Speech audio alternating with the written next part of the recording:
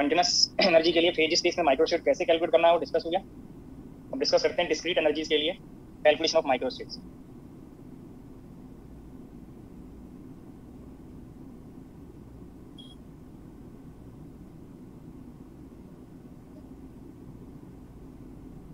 Calculation of microstates for discrete energy.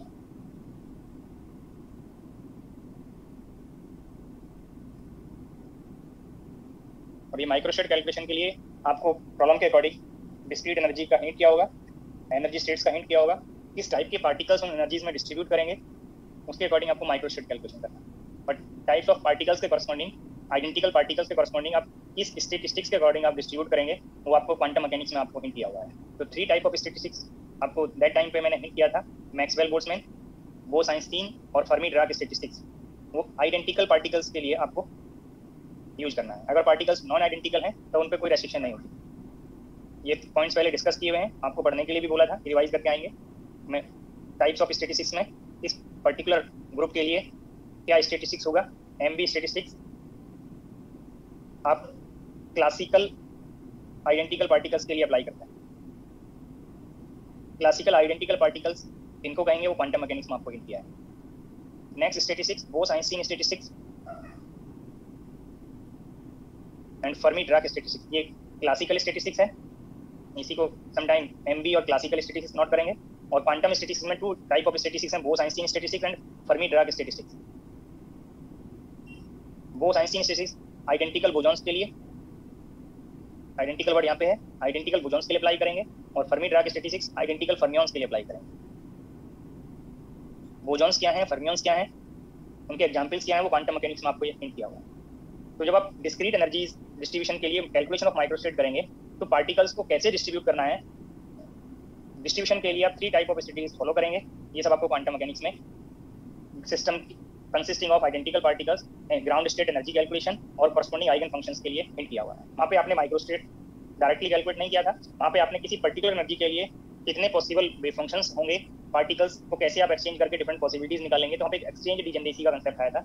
ठीक है, उसी से आपको यहाँ पे वो वर्ड माइक्रोस्टेट यूज करना है, नंबर ऑफ माइक्रोस्टेट। यहाँ पे पॉसिबिलिटीज काउंट करनी है कि same energy of the system के लिए पार्टिकल्स के डिफरेंट वे में एक्सचेंज करके अकॉर्डिंग टू क्लासिकल बोसॉन और फर्मियंस पार्टिकल्स कितने पॉसिबल वेव फंक्शंस बनेंगे, वो यहाँ पे नंबर ऑफ माइक्रोस्टेट्स आएंगे। तो कुछ प्रॉब्लम्स के लिए आप डायरेक्ट एक्सप्रेशन अप्लाई कर सकते हैं और उन एक्सप्रेशंस से जब आप रिजल्ट फाइंड करेंगे तो एक पर्टिकुलर ग्रुप के लिए वो particular number of energy states में पर्टिकुलर नंबर ऑफ पार्टिकल्स को डिस्ट्रीब्यूट करके कितनी मैक्सिमम स्टेट्स बनेंगी वो एक्सप्रेशन आपको सजेस्ट करेगा।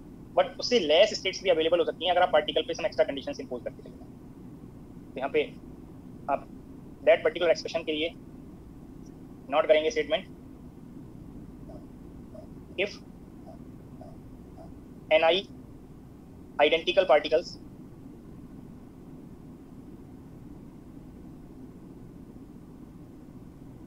are distributed, if ni identical particles are distributed in gi non-degenerate states, non-degenerate energy states, sometimes energy states को single particle states word use करेगा। Single particle states का meaning क्या है वो क्वांटम मैकेनिक्स में भी मैंने सजेस्ट किया होगा कि जब उस पर्टिकुलर एनर्जी में 1 पार्टिकल आप फिल कर रहे हैं तब क्या एनर्जी है। तो नॉन डिजेनरेट एनर्जी स्टेट्स और single particle states, then the number of micro states,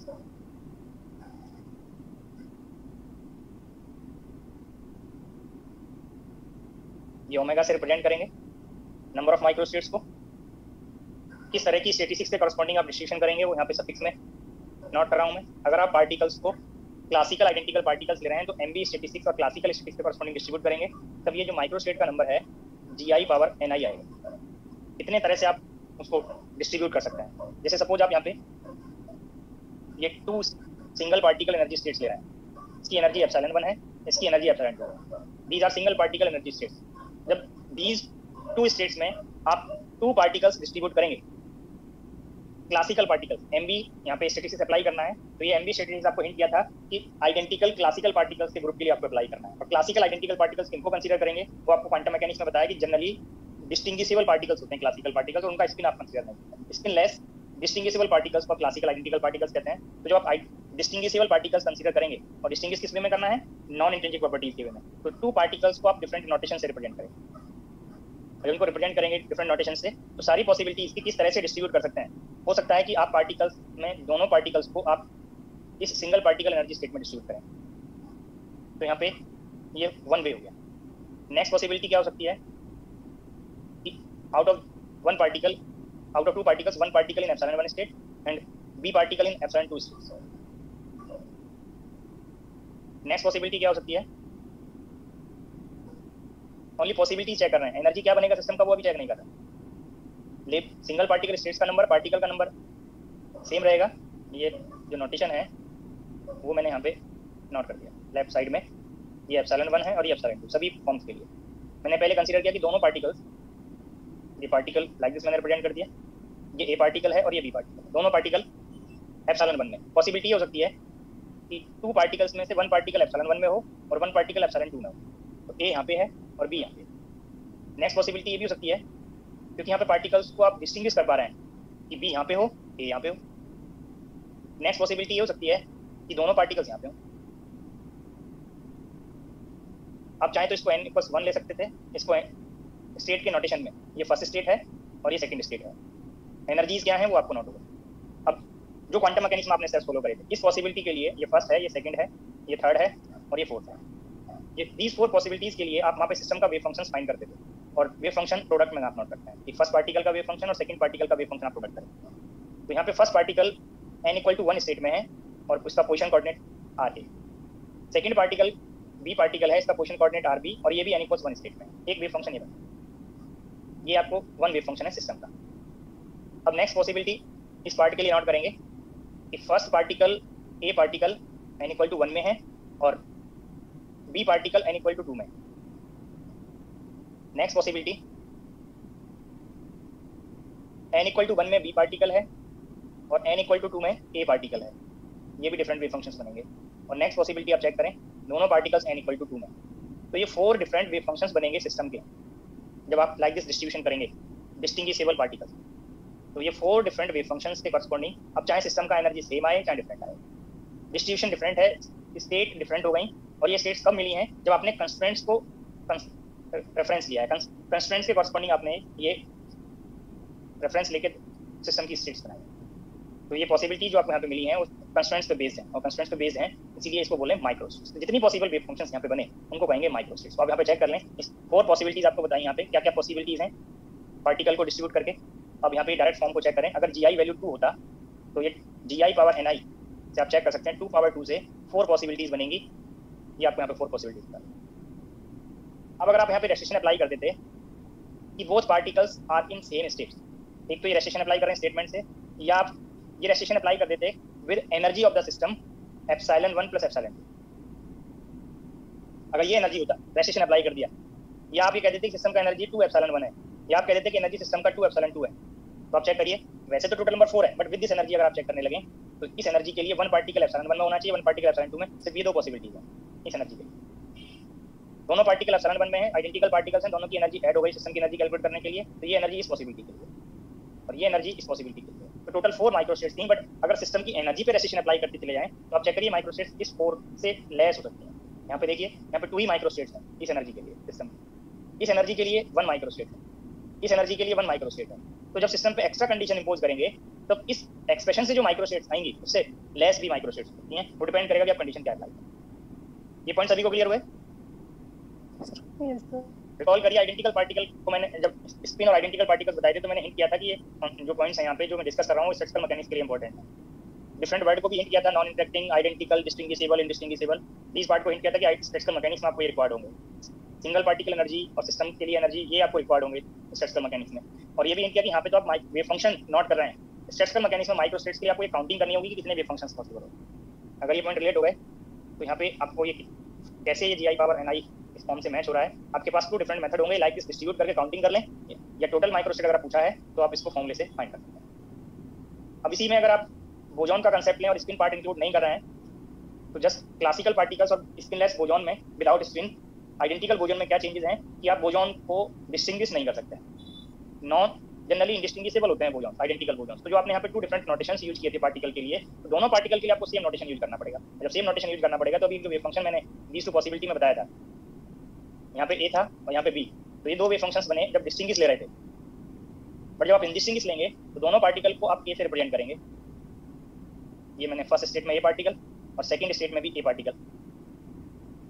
और जब इस पॉसिबिलिटी के लिए नोट करेंगे तो ये दोनों वेव फंक्शन सेम आएंगे जो आपको वन टाइम काउंट करना है। ये पॉइंट भी क्लियर हुआ? जो पहले डिफरेंट वेव फंक्शंस बन रहे थे, अब की बार जब दोनों पार्टिकल को सेम नोटेशन से रिप्रेजेंट कर लेंगे, ए से, यहाँ पे भी ये है और यहाँ पे भी ये है, पार्टिकल जनरली डिफरेंट है बट आप यहाँ पे उसको डिस्टिंग्विश नहीं कर पा रहे हैं। एक तो पॉसिबिलिटी ये बनी। अब एक और चेक कर सकते हैं, अब मैंने ये किया कि ये फर्स्ट पार्टिकल है, ये सेकंड है, बट डिस्टिंग्विश नहीं कर सकते। तो क्वांटम मैकेनिक्स में एक और अप्रोच आपने लिया था कि यहाँ पे फर्स्ट पार्टिकल, यहाँ पे सेकंड पार्टिकल और यहाँ पे सेकंड हो सकता है, यहाँ पे वन हो सकता है जब डिस्टिंग्विश नहीं कर रहे। तो यहाँ से जितनी पॉसिबिलिटीज बनेंगी, ये फर्स्ट पार्टिकल के कोऑर्डिनेट, ये सेकंड के लिए कोऑर्डिनेट, ये स्टेट का नंबर, तो ये पॉइंट को भी रिकॉल करें। अब ओनली दो वेव फंक्शंस आपको इंक्लूड करने हैं, ये 2 और ये 1।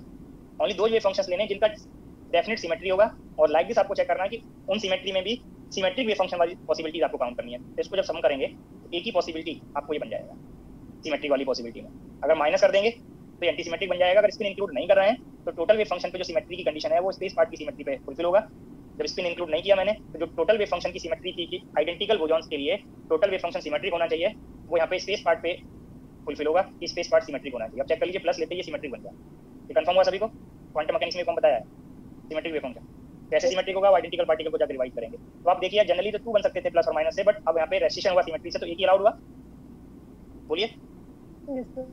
तो ये 2 टाइम आपको काउंट नहीं करना है, चाहे उसको डिफरेंट वे में, चाहे जैसे चेक कर लें कि दोनों को सेम रख के चेक कर लें, तो एक्सचेंज वाली पॉसिबिलिटी एक्सक्लूड हो गई। या करेक्ट वे क्या है कि हम यहाँ से वेव फंक्शन को चेक करेंगे कितने अलाउड होंगे। तो 2 वेव फंक्शन जो पहले डिस्टिंग्विश में बन रहे थे, अब की बार सिर्फ एक ही वेव फंक्शन बना, यहाँ पे एक ही स्टेट को रिप्रेजेंट किया सिस्टम की। तो इसलिए यहाँ पे माइक्रो स्टेट, अगर हम आइडेंटिकल बोजॉन्स लेंगे तो डिस्टिंग्विशेबल स्पिनलेस पार्टिकल्स के रेस्पेक्ट में आइडेंटिकल बोजॉन्स विदाउट स्पिन जो माइक्रो स्टेट्स होंगी वो लेस हो जाएंगी, और लेस होने से कितनी पॉसिबिलिटीज एक्सक्लूड होंगी। अगर वो एक्सक्लूड करके यहाँ पे एक्सप्रेशन को कंपेयर करेंगे तो ये एक्सप्रेशन आप लोगों ने पढ़ा होगा वो साइंस 3 के लिए, बट विदाउट स्पिन आपको ये यूज करना है ni plus gi minus 1 factorial divided by ni factorial gi minus 1 factorial. इससे कितनी टोटल माइक्रोस्टेट्स बनेंगी, कितने वेव फंक्शंस बनेंगे, वो नंबरिंग आपको फाइंड हो जाएगा। अगर सिस्टम पे कोई एक्स्ट्रा कंडीशन इंपोज नहीं कर रहे हैं कि सिस्टम की ये एनर्जी होना चाहिए या लाइक दिस आपको डिस्ट्रीब्यूट करना, ओनली जो स्टैटिस्टिक्स से रेस्ट्रिक्शन है सिर्फ वो इंपोज हो रही है कि ये आइडेंटिकल बोजॉन्स के ग्रुप पे आपको यूज करना है। नेक्स्ट टाइप ऑफ स्टैटिस्टिक्स अगर आप अप्लाई करते हैं फर्मी डिराक स्टैटिस्टिक्स, तो आप रिकॉल करिए आइडेंटिकल पार्टिकल में मैंने आपको ये हिंट किया था कि सिंगल पार्टिकल स्टेट्स में आप कितने maximum fermions, identical fermions distribute कर सकते हैं, अगर विदाउट स्पिन ले रहे हैं तो कितने डिस्ट्रीब्यूट कर सकते हैं। तो यहाँ पे भी आप एक एक्सप्रेशन पढ़ते हैं GICNI, अगर आप आइडेंटिकल फर्मियंस को डिस्ट्रीब्यूट करेंगे GI स्टेट में NI फर्मियंस को, जिसको आप लाइक दिस भी नोट कर सकते हैं इन टर्म्स ऑफ फैक्टोरियल। ये कॉम्बिनेशन पार्ट को जब ओपन करेंगे तो GI factorial divided by NI factorial GI minus NI factorial. But यहाँ पे भी ये रेस्ट्रिक्शन है इस फैक्टर से कि GI वैल्यू NI से लेस नहीं होना चाहिए। अब एक पॉइंट फिर से रिकॉल करें, अगर 2 स्टेट्स हैं और 4 फर्मियंस आइडेंटिकल फर्मियंस को डिस्ट्रीब्यूट करना है, और फर्मियंस का स्पिन भी मेंशन कर दिया कि स्पिन हाफ है, 4 पार्टिकल्स हैं identical fermions with spin half, तो 4 को आप डिस्ट्रीब्यूट कर सकते हैं जो क्वांटम मैकेनिक्स में आपने इलेक्ट्रॉन को डिस्ट्रीब्यूट किया था लाइक दिस। अब आप यहाँ पे कंपेयर करिए, GI वैल्यू तो 2 है और NI वैल्यू कितना हो गया, 4 हो गया। बट इस एक्सप्रेशन से क्या अलाउड है, बोलिए। देखो प्रॉब्लम के टाइम पे डाउट ना हो, इसलिए मैं पहले ही सजेस्ट कर रहा हूँ, क्या 4 पार्टिकल्स और 2 स्टेट्स में डिस्ट्रीब्यूट करके ये फैक्टोरियल एग्जिस्ट करेगा? नो सर, -2 बन जाएगा, और नेगेटिव में फैक्टोरियल एग्जिस्ट नहीं करता। 0 फैक्टोरियल तक रिजल्ट मिलता है, पॉजिटिव फैक्टोरियल का रिजल्ट मिलेगा, नेगेटिव फैक्टोरियल रिजल्ट नहीं बनता। तो ये भी पता होना चाहिए कि फॉर्मूला कब एप्लीकेबल है। ये तब एप्लीकेबल है जब GI की वैल्यू या तो NI के इक्वल हो या ग्रेटर हो। अगर GI NI से लेस होगा तभी एप्लीकेबल नहीं है, सिर्फ इस कंडीशन में एप्लीकेबल है। और जब ये अप्लाई करेंगे तो क्या स्पिन इंक्लूड करके ये एप्लीकेबल होगा? अगर 4 स्पिन हाफ पार्टिकल डिस्ट्रीब्यूट कर रहे हैं तो ये लेस नंबर ऑफ स्टेट्स में, नंबर ऑफ पार्टिकल से लेस नंबर ऑफ स्टेट में एक ही कंडीशन में डिस्ट्रीब्यूट हो सकते हैं जब आप स्पिन के कॉरस्पॉन्डिंग डिस्ट्रीब्यूशन ले रहे हो, maximum 2s+1 particle in each state. But अगर इसमें इंक्लूड नहीं करेंगे तो रिकॉल करिए, मैंने ये स्टेटमेंट आपको नोट कराया है, maximum 1 particle in each state, in single particle energy state, identical particle में नोट कराया हुआ है। रिकॉल हो रहा है सभी को? Yes sir. तो यहाँ पे आप नोट कर दीजिए वही पॉइंट फिर से, मैक्सिमम 1 पार्टिकल पर स्टेट,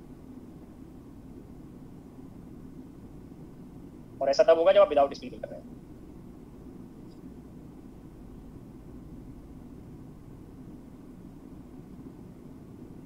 नेक्स्ट स्टेटमेंट नोट करेंगे, फिर से सिमिलर एक्सप्रेशंस यहाँ पे आपको यूज करना है। इफ n पार्टिकल्स, देखो दोनों में डिफरेंस है, यहाँ ni पार्टिकल्स लिया notation, gi non degenerate states लिया, यहाँ पे कैपिटल N पार्टिकल्स है। Capital N particles are distributed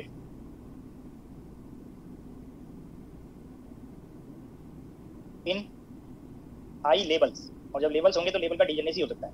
अगर नॉन डिजेनरेट लेवल होगा तो यही सेम मीनिंग बन जाएगा। जितनी नॉन डिजेनरेट स्टेट्स होंगी नॉन डिजेनरेट लेवल के लिए, ईच लेवल के लिए वन स्टेट कंट्रीब्यूट करेगा। तो अगर लेवल वर्ड है तो कई बार उसका डिजेनरेसी क्वेश्चन में हिंट हो सकता है। तो if n particles are distributed in i levels as n1 particles in level 1, और लेवल का डिजेनरेसी g1 है, with degeneracy g1, n2 particles in level 2 fill कर रहे हैं और लेवल 2 का डिजेनरेसी है g2, n3 पार्टिकल्स लेवल 3 में डिस्ट्रीब्यूट कर रहे हैं और लेवल 3 का डिजेनरेसी है g3। ऐसे ही आप टोटल i ग्रुप्स में डिस्ट्रीब्यूट करेंगे पार्टिकल्स को, तो लास्ट ग्रुप के लिए पार्टिकल का नंबर ni ith लेवल के लिए, अगर 5 लेवल हैं और लेवल का नंबरिंग कर रहे हैं 1 2 3 4 5, तो ये यहाँ पे जो वर्ड है वो कितने लेवल्स का नंबर है, और यहाँ पे जो नंबर लिखा है वो लेवल का इंडिसेस है, और करस्पॉन्डिंग लेवल की डिजेनरेसी यहाँ पे ith लेवल की gi। और यहाँ पे ये कंडीशन है, जब इन पार्टिकल्स के नंबर को ऐड करेंगे तो वो टोटल नंबर ऑफ पार्टिकल्स से मैच होगा, summation over i n i इस टोटल नंबर ऑफ पार्टिकल्स से मैच होगा। और एक पर्टिकुलर लेवल के जो पार्टिकल्स हैं वो फिक्स्ड हैं, ये फिक्स होने चाहिए। जो n1 ग्रुप वाले पार्टिकल्स, जो i फर्स्ट लेवल वाले पार्टिकल हैं, वो यहाँ पे एक्सचेंज नहीं होंगे, इनमें वो कंडीशन नहीं है। Then the number of microstates,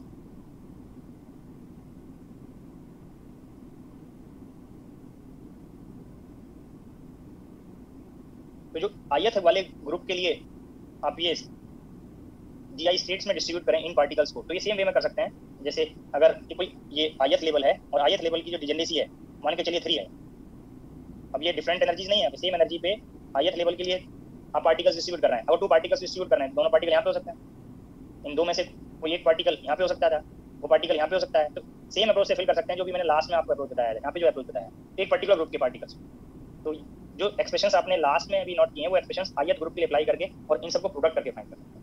तो मैक्सवेल बोल्ट्जमैन स्टैटिस्टिक्स जब आप अप्लाई करेंगे तो ith लेवल के लिए आप gi पावर ni यूज कर सकते थे, और अगर ऑल लेवल्स पे आप इसको प्रोडक्ट कर दें,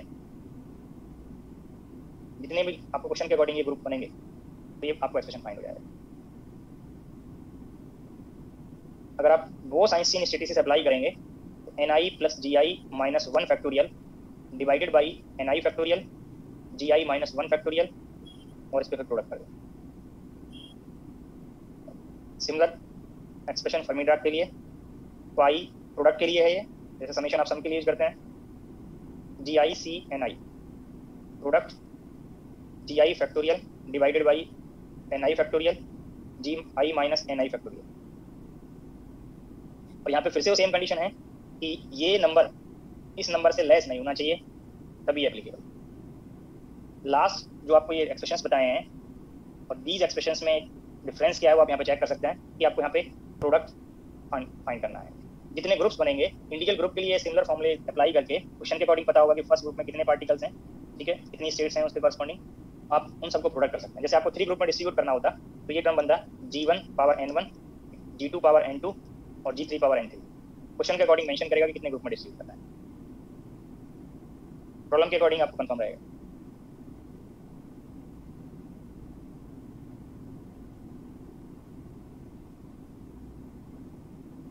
नेक्स्ट आप नोट करेंगे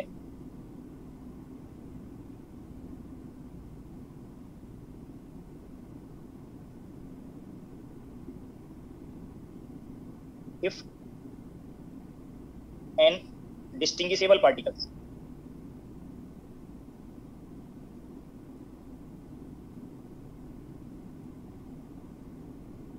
if capital N distinguishable particles are distributed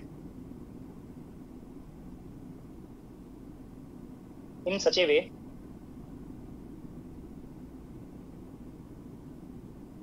that N1 particles are in level 1, N2 particles are in level 2, N3 particles are in level 3, Ni particles, Ni number of particles in IS level.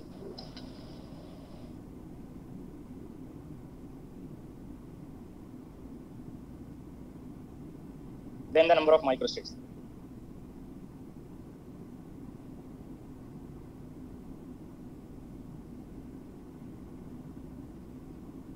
मैं पहले result note करता हूँ, फिर कैसे find करना है वो discuss करते हैं। तब आपको ये जब ग्रुप में डिस्ट्रीब्यूट करना है डिस्टिंग्विशेबल पार्टिकल्स को, क्वेश्चन के अकॉर्डिंग डिफरेंट ग्रुप हो सकते हैं। यहाँ पे मैंने जनरलाइज एक्सप्रेशन के लिए आई ग्रुप में डिस्ट्रीब्यूट कर दिया। तो ये जितने पार्टिकल्स हैं न्यूमरेटर में दैट पार्टिकल का नंबर, डिनोमिनेटर में इंडिविजुअल ग्रुप के पार्टिकल के फैक्टोरियल का। आपको यहाँ पे ये n factorial, n1 factorial, n2 factorial, n3 factorial, ऐसे आप प्रोडक्ट करते जाएंगे ni फैक्टोरियल। इसको लाइक दिस भी नोट कर सकते थे, product over i ni factorial. ये माइक्रोस्टेट बनेंगी। अब इसको कैसे फाइंड करना है वो यहाँ पे आपको मैं कर रहा हूँ। फाइंड करने के लिए आपको यहाँ पे ये कंफर्म है, अगर आप यहाँ पे चेक करें, ये ऑल ग्रुप के नंबर को अगर आप ऐड कर दें, ये टोटल नंबर ऑफ पार्टिकल्स से मैच करेगा। n1 plus n2 plus n3 up to ni, ये सम करेंगे तो ये total number of particles match करेगा। और ये भी आपको एक प्रॉब्लम में जब अप्लाई करेंगे तो ये हिंट होना चाहिए कि जो पार्टिकल्स आपने फर्स्ट ग्रुप में ले लिए, जैसे 10 पार्टिकल्स थे, 10 में से 3 पार्टिकल्स आप ग्रुप लेवल 1 में ले रहे हैं, तो वो 3 पार्टिकल्स जब लेवल 1 में हो गए तो बाकी ग्रुप में इसमें से ये डिफरेंस करके वो पार्टिकल हटा के तब आप अनदर ग्रुप में डिस्ट्रीब्यूट करना है। तो ये प्रॉब्लम के ये स्टेटमेंट में इसलिए नोट करा रहा हूँ कि प्रॉब्लम के स्टेटमेंट से आप उनको कंपेयर करके एक्सप्रेशंस को सेलेक्ट करना है। इसको फाइंड करने के लिए आपको पार्टिकल को सेलेक्ट करने के वेज पे जाना है।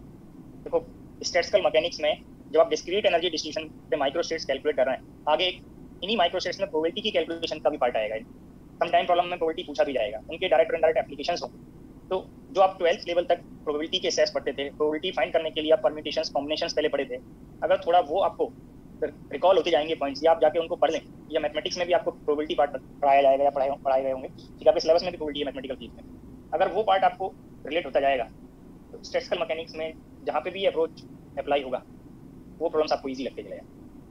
अगर जो मैं यहाँ पे पॉइंट सजेस्ट कर रहा हूँ जो स्टैटिस्टिकल मैकेनिक्स के लिए रिक्वायर्ड है, ठीक है, उसको रिलेट करने के लिए मैंने हिंट कर दिया कि थोड़ा आपको परम्यूटेशन कॉम्बिनेशन का आइडिया होना चाहिए। जो स्टैटिस्टिकल मैकेनिक्स के लिए रिक्वायर्ड है वो यहाँ पे आपको सजेस्ट कर रहा हूँ, ठीक है, वो हमको रिलेट करते जाएंगे। तो मैंने हिंट किया कि इस टोटल नंबर ऑफ पार्टिकल्स में जब आप इस लेवल 1 के पार्टिकल को डिस्ट्रीब्यूट करना होगा तो पहले आपको ये सेलेक्ट करना होगा।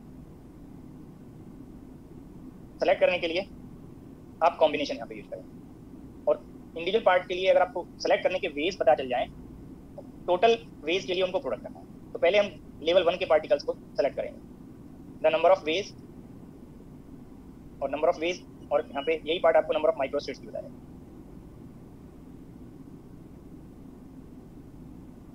द नंबर ऑफ वेज और number of microstate to select n1 particles. और जो फर्स्ट ग्रुप के पार्टिकल्स आप सेपरेट कर रहे हैं लेवल 1 के लिए, तो आपके पास चॉइस है कैपिटल N पार्टिकल्स का, इनमें से आप सेलेक्ट करें। तो number of ways to select n1 particles out of capital N particles, और ये सेलेक्ट करने के लिए आप कॉम्बिनेशन यूज करेंगे। कितने पार्टिकल्स में से सेलेक्ट करना है, कितने पार्टिकल सेलेक्ट करने हैं, वो आपको यहाँ पे एक्सप्रेशन बता देंगे। n पार्टिकल्स में से n1 पार्टिकल्स आपको सेलेक्ट, इसको फैक्टोरियल फॉर्म में नोट कर सकते हैं।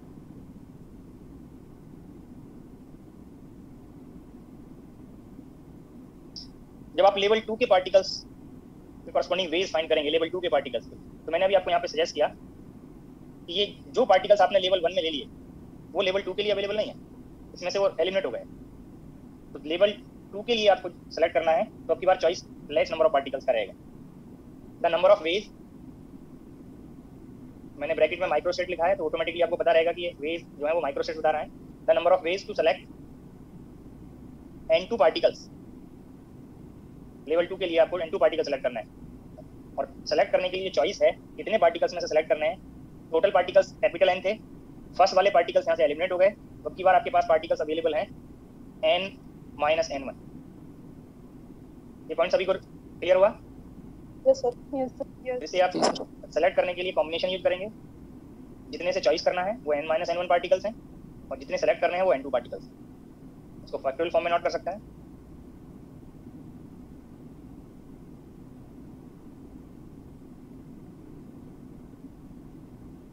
सिमिलर अप्रोच से थर्ड लेवल के पार्टिकल सेलेक्ट कर सकते हैं।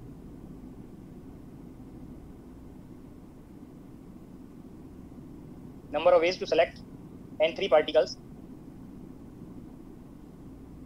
आउट ऑफ, जब थर्ड लेवल के पार्टिकल सेलेक्ट करेंगे n3 पार्टिकल्स, तो फर्स्ट और सेकंड लेवल के पार्टिकल्स आप एक्सक्लूड करेंगे। n-n1 -n2 ये पार्टिकल्स में से आप चॉइस करेंगे।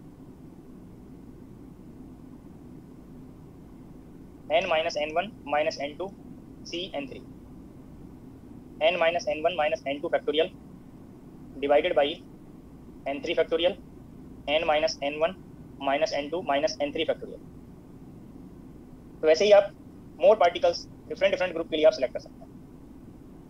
ऐसे 4, 5, 5 जो भी आपको 6 जैसे जितने भी ग्रुप्स बनेंगे उनके पार्टिकल सेलेक्ट कर लेंगे। तो मैं लास्ट ग्रुप के लिए पार्टिकल्स को सेलेक्ट करने के वेज नोट कर रहा हूँ यहाँ पे। द नंबर ऑफ वेज, जो यहाँ पे ith ग्रुप बनेगा last, the number of ways to select, और ith ग्रुप के लिए आपको ni पार्टिकल सेलेक्ट करना है। पर जो जिनसे सेलेक्ट करना है वो आपके पास पार्टिकल्स होंगे उससे यूनिटी से लेस नंबर वाले ग्रुप तक पार्टिकल्स को ऐड करके टोटल में से आपको डिफरेंस करना है। आप चेक कर सकते हैं, जब आपने सेकंड ग्रुप के पार्टिकल सेलेक्ट किए तो फर्स्ट ग्रुप के पार्टिकल्स यहाँ पे डिफरेंस करें टोटल में से। जब आप थर्ड ग्रुप के पार्टिकल सेलेक्ट कराएं तो फर्स्ट और सेकंड ग्रुप के पार्टिकल्स को ऐड किया और टोटल में से डिफरेंस किया। तो यहाँ पे इस लेवल के इंडिसेस में और इस लेवल के इंडिसेस में यूनिटी का डिफरेंस है।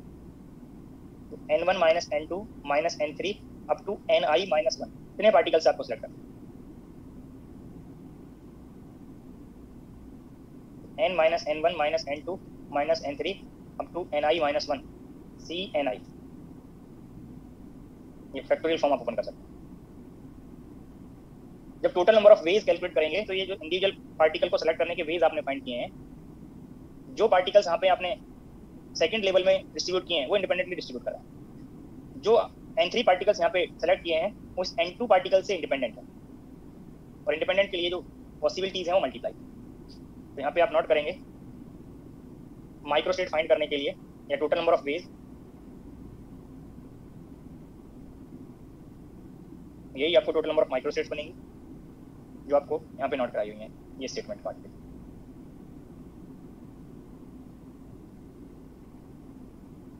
और माइक्रोस्टेट के लिए नोटेशन ओमेगा, इनको प्रोडक्ट करेंगे तो n-c-n1 n-n1 c-n2 n-n1 -n2 c-n3, और अभी आपको ये n-n1 -n2 -ni-1 ni factorial form को आप यहाँ पे यूज कर लें। n factorial divided by n1 factorial n-n1 factorial.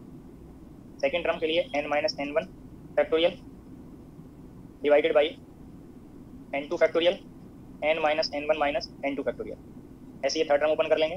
मैं लास्ट टर्म यहाँ पे नोट कर रहा हूँ n-n1 -n2 ni-1 factorial divided by ni factorial n-n1, ये माइनस कॉमन ले लिया, और यहाँ से जब इस ni को डिफरेंस करेंगे तो ये ni फैक्टोरियल तक आपको सम का डिफरेंस टोटल से करना है। तो ये आप कंपेयर कर सकते हैं दिस टर्म 0 फैक्टोरियल, ये सभी कंफर्म हो गया 0 फैक्टोरियल है, ये पॉइंट आपको यहाँ पे बताया हुआ। अब आप यहाँ पे कंपेयर करें फर्स्ट टर्म का जो डिनोमिनेटर में डिफरेंस वाला टर्म है फैक्टोरियल के लिए, ये अनदर टर्म के नेक्स्ट टर्म के न्यूमरेटर पार्ट से कैंसिल आउट होगा। ऐसी सेकंड टर्म में ये टर्म थर्ड टर्म के न्यूमरेटर पार्ट से कैंसिल आउट हो जाएगा। और सिमिलर अप्रोच ये ith टर्म का जो न्यूमरेटर है वो i-1 टर्म के डिनोमिनेटर से कैंसिल आउट हो जाएगा। तो न्यूमरेटर पार्ट में सिर्फ सिंगल टर्म प्रेजेंट होगा n फैक्टोरियल, और डिनोमिनेटर टर्म में ये इंडिविजुअल ग्रुप के पार्टिकल्स के नंबर का फैक्टोरियल का प्रोडक्ट है।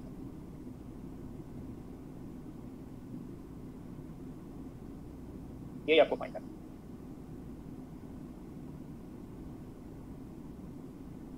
अब ये जो एक्सप्रेशन है, अब चाहे 2 ग्रुप्स हों चाहे मोर देन 2 ग्रुप्स हों, सभी के लिए करेक्ट है। ये पॉइंट क्लियर हुआ सभी को? मैंने ith ग्रुप जनरली नोट कराए हैं, अब चाहे 2 ग्रुप में डिस्ट्रीब्यूट कर रहे हो, चाहे 3 में कर रहे हो, चाहे 10 में कर रहे हो, ये सभी के लिए करेक्ट है।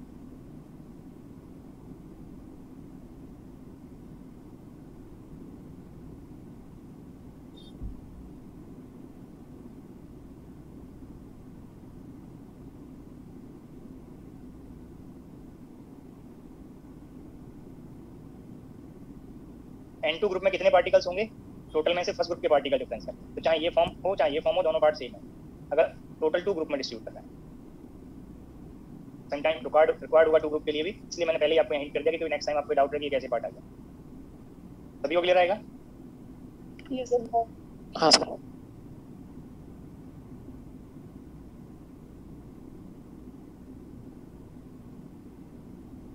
प्रॉब्लम वाइज नोट करेंगे, इस प्रॉब्लम का जो एक्सप्रेशन बनेगा वो भी आगे कहीं रिक्वायर्ड होगा। Find the probability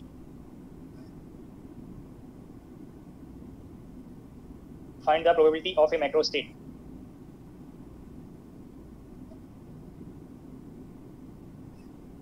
of a system of n particles in which small r particles are in single particle state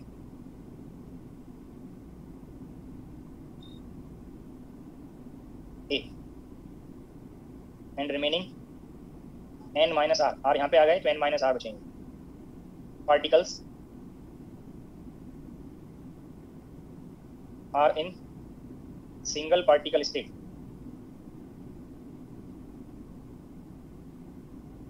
B.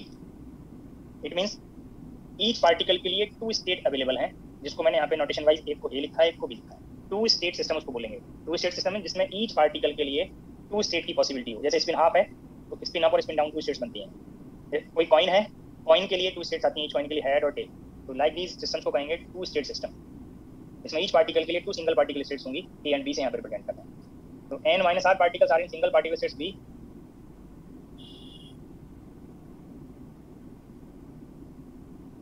such that PA plus PV is equal to 1 for each particle, where PA probability of state A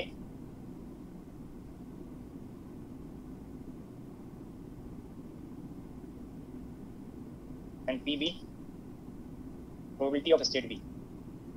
किसी single particle के इस state में होने की क्या probability है, या ए state के 1 पार्टिकल के कॉरस्पॉन्डिंग ऑक्यूपाई होने की क्या प्रोबेबिलिटी है, और बी स्टेट के ऑक्यूपाई होने की क्या प्रोबेबिलिटी है 1 पार्टिकल के कॉरस्पॉन्डिंग। सेम पार्टिकल के लिए अगर कोई पार्टिकल ए स्टेट में होगा तो बी में नहीं होगा।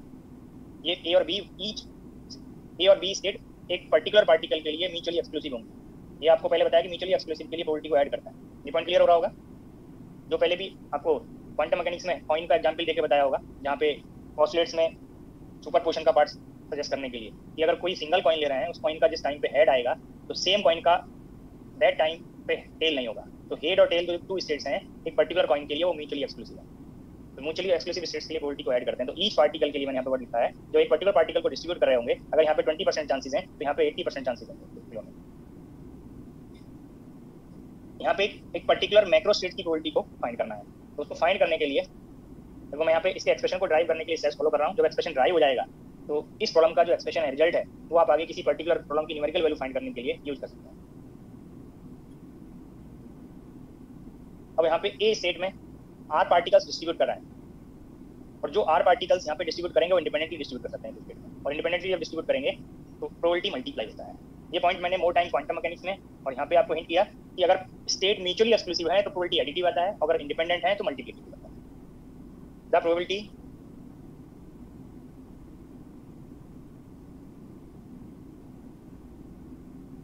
that small r particles are to be distributed or to in state A. Yes, state A occupied by r particles. The probability that state A is occupied by small r particles. ये भी statement like this not कर सकते। जब define करेंगे तो ये यहाँ पे जितने पार्टिकल्स हैं वो इंडिपेंडेंटली डिस्ट्रीब्यूट कर सकते हैं इस स्टेट में। तो ईच के कॉरस्पॉन्डिंग जो प्रोबेबिलिटी है वो पी है 1 पार्टिकल के लिए। तो इसको जितने पार्टिकल हैं उतने टाइम आप ये मल्टीप्लाई करें। इंडिपेंडेंट के लिए आप मल्टीप्लाई कर सकते हैं। तो ये आपको हिंट किया कि r टाइम्स आपको ये मल्टीप्लाई करना है, तो ये p पावर r हो गया। ऐसे ही जब आपको ये कंफर्म हो गया कि n minus r particle B state में डिस्ट्रीब्यूट करना है, इसके लिए भी आप इंडिपेंडेंटली फिल करके प्रोबेबिलिटी फाइंड करेंगे तो मल्टीप्लिकेटिव आपको लेना है। तो probability that state B is occupied by n minus r particle. P को फिर से मल्टीप्लाई करते जाएंगे जितने पार्टिकल्स वहाँ पे डिस्ट्रीब्यूट कर रहा है, तो ये n माइनस आर टाइम्स आपको मल्टीप्लाई करना है, तो p power n minus r. अगर आपको पहले से ही कंफर्म ये सेपरेट किया हुआ हो, 3 पार्टिकल्स ए में फिल करने हैं और 5 पार्टिकल्स बी में फिल करना है, तब तो ये ऐसे आप मल्टीप्लाई करते हैं। बट क्योंकि आपको टोटल पार्टिकल्स में से सेलेक्ट करने हैं और सेलेक्ट करने के कितने वेज होते हैं वो आपको यहाँ पे हिंट किया हुआ है। सेलेक्ट करने के लिए अगर आप एक ग्रुप के पार्टिकल सेलेक्ट करते हैं तो पार्टिकल्स 2 ग्रुप में ऑटोमेटिकली सेपरेट हो जाएंगे, और यहाँ पे भी 2 ग्रुप में ही आप सेपरेट कर रहे हैं, ए और बी 2 ग्रुप में। तो the number of ways to select small r particles out of capital N particles, तो ये आप इतने वेज सेलेक्ट करने के होंगे। तो these 3 पार्ट को मल्टीप्लाई करके आप प्रोबेबिलिटी फाइंड कर सकते हैं। नेक्स्ट स्लाइड में मैं नोट कर रहा हूँ the probability of a macro state in which small r particles out of capital N particles are in state A and N minus R particles are in state B। इतने वे select करने के हैं, A state में fill करने की corresponding R particles को fill करने की कॉरस्पॉन्डिंग प्रोबेबिलिटी, और B पार्टिकल्स को n माइनस आर पार्टिकल्स को बी स्टेट में फिल करने की प्रोबेबिलिटी। और अभी आपको ये कंफर्म होना चाहिए कि जो पार्टिकल्स यहाँ पे आपने सेपरेट कर दिया और यहाँ पे सेपरेट कर दिया वो फिर से आप इन स्टेट्स में इंडिपेंडेंटली फिल कर रहे हैं, तो ये टर्म्स मल्टीप्लिकेटिव आएगा। ओनली जो पार्टिकल्स यहाँ पे फिल किया वो यहाँ पे नहीं होगा, इसलिए पी ए और पी बी का संबंध दिया।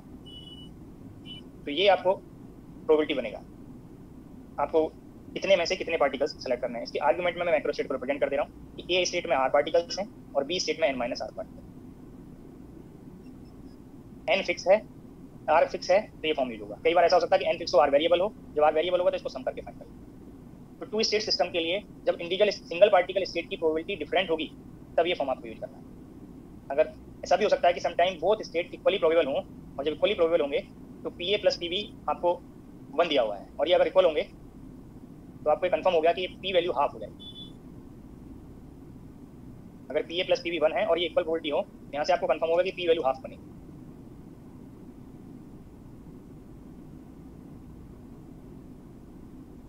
यहाँ पे प्लेस करेंगे, फिर से सेम मैक्रो स्टेट है बट जो इंडिविजुअल स्टेट्स हैं उनकी प्रोबेबिलिटी चेंज हो गई। ये फैक्टर है सच, ये टर्म हाफ, ये टर्म हाफ, तो 1/2 का power r, 1/2 power n minus r. अब चाहे इसको इस फॉर्म में मेमोराइज करें जो इसके कॉरस्पॉन्डिंग फॉर्म है, अगर इक्वल है तो ये 1/2 के कॉरस्पॉन्डिंग नोट करेंगे। कई बार ऐसा हो सकता है कि इसकी प्रोबेबिलिटी 1/3 हो और इसकी प्रोबेबिलिटी 2/3 हो। जो डिफरेंट होगा तो आप इसमें एक्सेस प्लेस कर लेंगे, इक्वल है तो ये फॉर्म आप अप्लाई कर सकते हैं, और ये इस फॉर्म में भी आप मेमोराइज कर सकते हैं।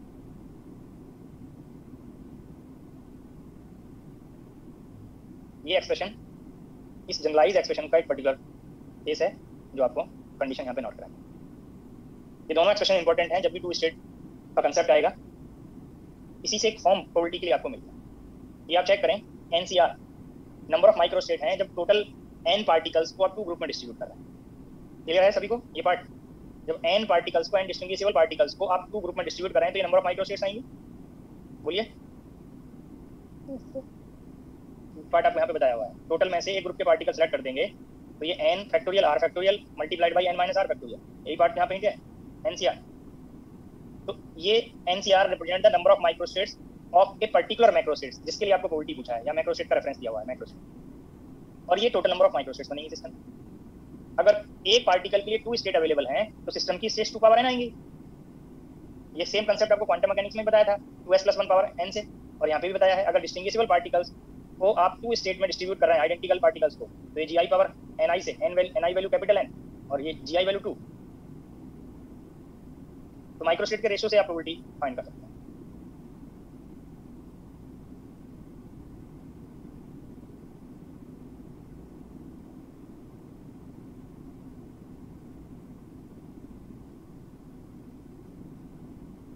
ओमेगा आर रिप्रेजेंट्स, जो यहाँ पे एनसीआर आया था, इस लास्ट प्रॉब्लम का ही मैं रेफरेंस कर रहा हूँ, the number of microstates, the number of microstates of A macrostate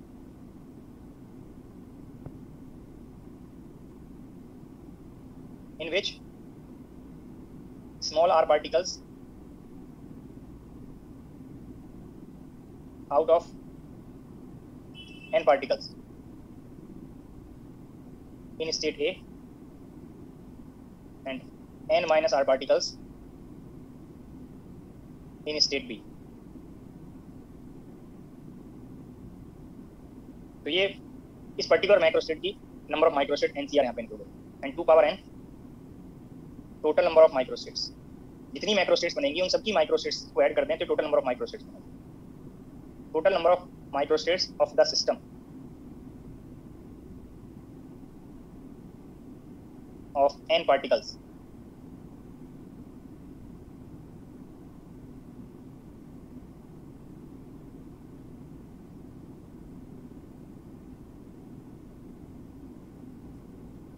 with 2 states for each particle.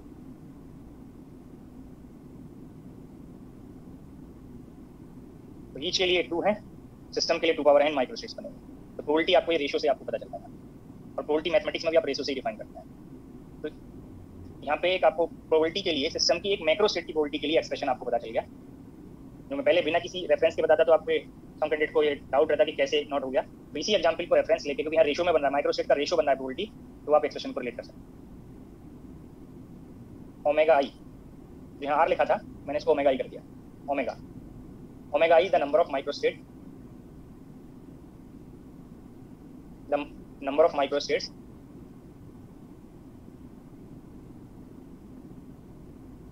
Of ith macrostate of the system. अब वो मैक्रोस्टेट कैसे स्पेसिफाई किया है यहाँ पे, तो इस पर्टिकुलर प्रॉब्लम के एग्जांपल से आपको कंफर्म था। अब क्वेश्चन के अकॉर्डिंग जो डिफरेंट क्वेश्चन सॉल्व करेंगे तो मैक्रोस्टेट स्पेसिफाई करेगा, उस मैक्रोस्टेट के करस्पॉन्डिंग ये माइक्रोस्टेट आपको फाइंड हो जाएगा। The number of microstates of ith macrostate of the system and omega the total number of microstates.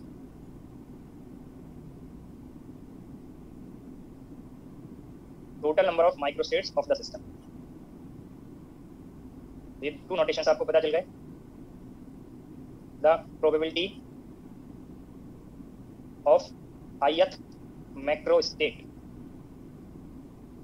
of the system, जिसको आप PI से रिप्रेजेंट कर सकते हैं probability, and this probability is the ratio of omega I by omega। थोड़ा recall करें ये mathematics में 12th लेवल तक, या आप यहाँ मैथमेटिकल फिजिक्स में जब प्रोबेबिलिटी पढ़ेंगे, प्रोबेबिलिटी आपको रेशियो में डिफाइन किया होगा, number of ways under some restrictions divided by total number of ways. यही डेफिनेशन पढ़ते थे प्रोबेबिलिटी का? Yes sir. यहाँ पे भी सेम है। ये इस मैक्रोस्टेट से जो रेस्ट्रिक्शन अप्लाई हुआ उसके corresponding number of microstate divided by total number of microstate, और माइक्रोस्टेट्स को नंबर ऑफ वेज बट भी नॉट, तो सेम मीनिंग है, बट हो सकता है कि जब आप स्टैटिस्टिकल मैकेनिक्स में डायरेक्ट नोट करा देता तो ये रिलेट नहीं करता। इसलिए पहले एक पर्टिकुलर प्रॉब्लम के एक्सप्रेशन को मैंने इस फॉर्म में कन्वर्ट किया, और ये आप आगे अप्लाई कर सकते हैं।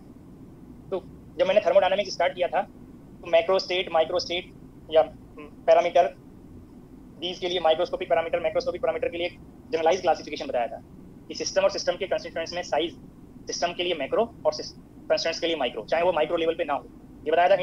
रिकॉल हो रहा है आप लोगों को? तो सिस्टम के कॉरस्पॉन्डिंग जो स्टेट्स बनेंगी वो मैक्रोस्टेट, और सिस्टम के कंस्टिट्यूएंट्स रेफरेंस लेके जो स्टेट्स बनेंगी, जो सिस्टम के कंस्टिट्यूएंट्स के पैरामीटर से रिलेटेड स्टेट्स होंगी, वो माइक्रोस्टेट।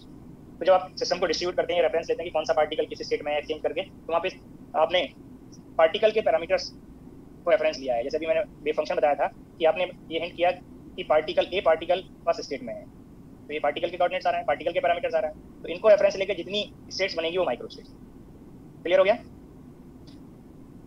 तो एक वर्ड आता है माइक्रोस्टेट्स का, मैक्रोस्टेट्स और एक एक्सेसिबल माइक्रोस्टेट्स। तो मैक्रोस्टेट मैंने पहले भी बताया, मैं फिर से नोट कर रहा हूँ। Macrostate, the state related with the parameters of the system, और यहाँ स्टेट पैरामीटर्स आपको इंक्लूड करना है, is called macro state.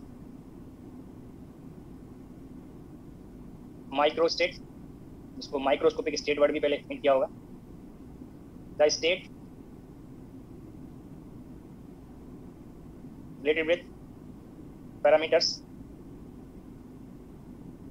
of constituents of the system.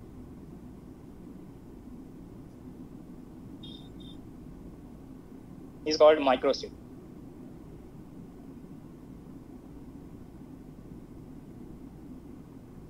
Accessible microstates.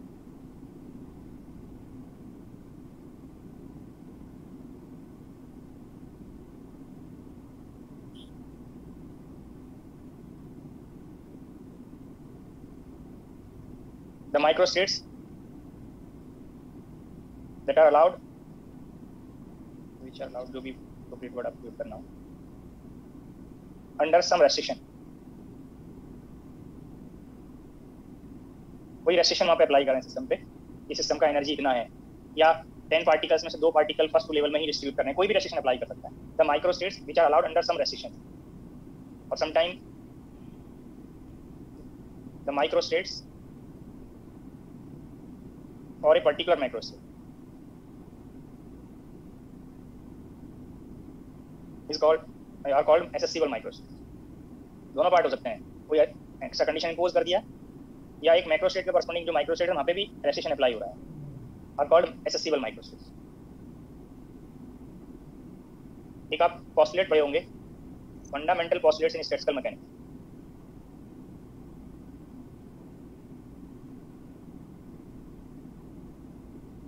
Fundamental postulate in statistical mechanics.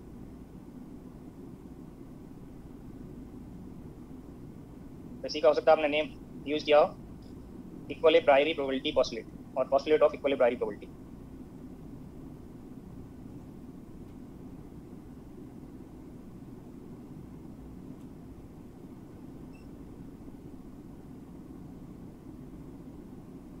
हो सकता है इस स्टेटमेंट से आपको ये रिकॉल ना हुआ हो, बट इस स्टेट ये जो यहाँ पे नोट किया इक्वल प्रायरी प्रोबेबिलिटी, इससे रिकॉल हो रहा होगा। ये नेम, ये स्टेटमेंट पोस्टुलेट का नेम कोई भी स्टैटिस्टिकल मैकेनिक्स का बुक पढ़ेंगे जरूर मिल जाएगा आपको, इक्वल प्रायरी प्रोबेबिलिटी पोस्टुलेट और postulate of equal priori probability. तो यहाँ पे जब ये स्टेटमेंट आप बुक में पढ़े होंगे तो थोड़ा यहाँ पे रेफरेंस लें इस वर्ड का, प्रायरी, और यहाँ पे वर्ड है प्रोबेबिलिटी। तो ये जो प्रायरी वर्ड है वो ग्रुप के लिए है। ग्रुप मीन्स सिस्टम के एक पर्टिकुलर सिस्टम के लिए डिफरेंट माइक्रोस्टेट्स का एक ग्रुप है, और एक ग्रुप एक पर्टिकुलर माइक्रोस्टेट के लिए। एक ग्रुप का मतलब एक माइक्रोस्टेट की हम बात कर रहे हैं दोस्तों, और उस ग्रुप में डिफरेंट एलिमेंट्स होंगे जो डिफरेंट माइक्रोस्टेट्स होंगे। तो एक अगर आपको ये प्रायरी वर्ड रिलेट हो जाए और ये प्रोबेबिलिटी वर्ड मीनिंग कंफर्म हो जाए तो इस स्टेटमेंट को आप खुद से नोट कर सकते हैं। इट मींस इस पोस्टुलेट के नेम से आपको ये आइडिया हो रहा है कि इक्वल प्रोबेबिलिटी है। इक्वल प्रोबेबिलिटी है किसका? ग्रुप, एक पर्टिकुलर ग्रुप के कॉरस्पॉन्डिंग जो एलिमेंट्स हैं, और एलिमेंट्स यहाँ पे माइक्रोस्टेट्स हम कह रहे हैं। तो एक माइक्रोस्टेट्स का एक ग्रुप है, और ग्रुप का मतलब एक माइक्रोस्टेट है। तो स्टेटमेंट को आप नोट करें, और आगे जब कभी ये आपको रिवाइज करना हो तो जो पॉइंट्स मैंने बताया उनको रिकॉल कर लेंगे तो ये इजीली नोट हो जाएगा। पहले प्रोबेबिलिटी टर्म के कॉरस्पॉन्डिंग मैं स्टेटमेंट लाइक दिस नोट कर रहा हूँ, the probability of finding the system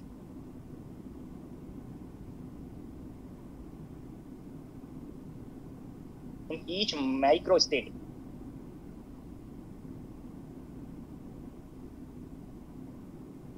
corresponding to a macrostate is equal। जितनी भी माइक्रोस्टेट्स बनेंगी सबकी इक्वल प्रोबेबिलिटी आएंगी according to this postulate for a particular microstate. इसी को लाइक दिस भी नोट कर सकते थे। नेक्स्ट स्लाइड में मैं नोट कर रहा हूं, ईच माइक्रोस्टेट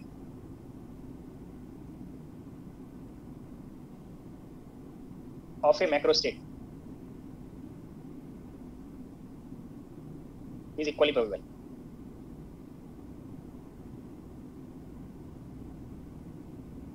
ये स्टेटमेंट हो सकता है आप लोगों ने पढ़ा हो इस स्टेटमेंट के लिए, इक्वली प्रायरी प्रोबेबिलिटी के लिए।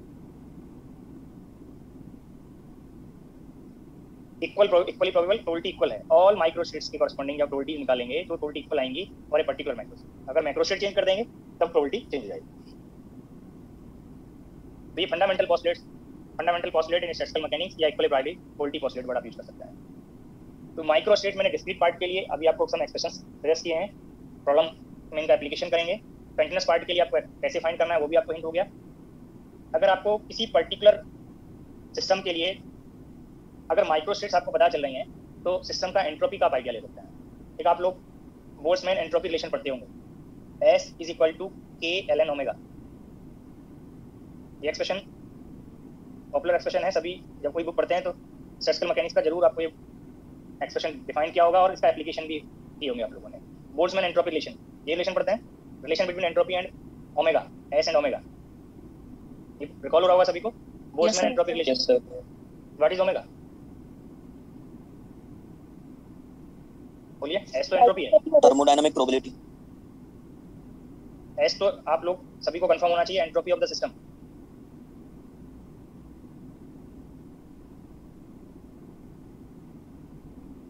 ओमेगा भी कोई बता रहे थे थर्मोडायनामिक प्रोबेबिलिटी। तो प्रोबेबिलिटी रेशियो से आप निकालते हैं, तो यहाँ पे प्रोबेबिलिटी रेशियो में है तो ये भी रेशियो में डिफाइंड होगा आपके अकॉर्डिंग या नहीं? बोलिए। या थर्मोडायनामिक प्रोबेबिलिटी का डेफिनेशन बता दीजिए sir. The number of micro state corresponding to बस यही सजेस्ट करना था। कई बार प्रोबेबिलिटी वर्ड से डाउट होता है, तो एक्चुअल में प्रोबेबिलिटी नहीं है वो, ये एक पर्टिकुलर मैक्रो स्टेट के corresponding number of micro state है, जिसको आप बुक में थर्मोडायनामिक प्रोबेबिलिटी वर्ड यूज कर लेते हैं। System represent the number of micro states for a given macro state, जिसको मैंने अभी एक्सेसिबल माइक्रो स्टेट्स वर्ड भी यूज किया था। The number of micro states for a particular macro state, जिस मैक्रो स्टेट के लिए आपको एंट्रोपी फाइंड करना होगा उस मैक्रो स्टेट के कॉरेस्पॉन्डिंग ये number of micro states, the number of micro states for a particular macro state. This is also known as thermodynamic probability. तो एक्चुअल में प्रोबेबिलिटी नहीं है, ये नंबर है, रेशियो नहीं है।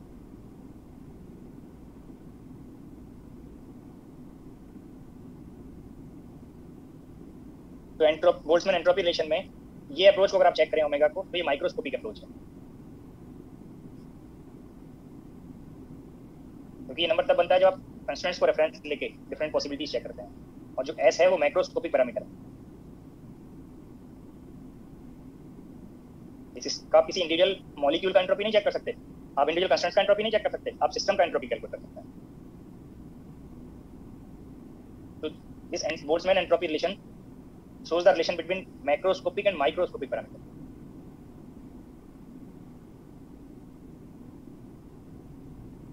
और मैक्रोस्कोपिक और माइक्रोस्कोपिक अप्रोच।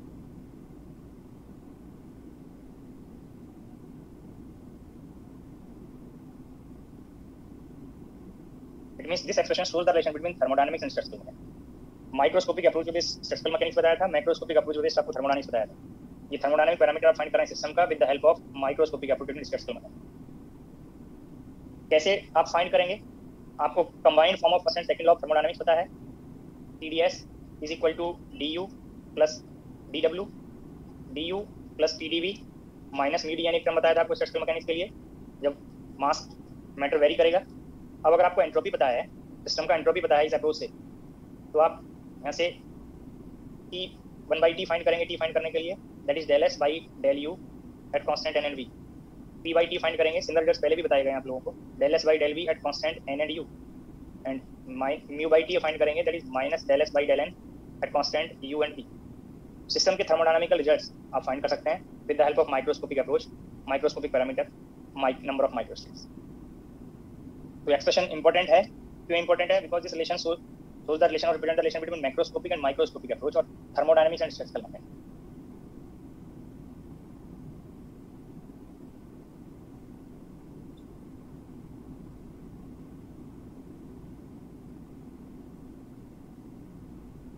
प्रॉब्लम नोट करेंगे।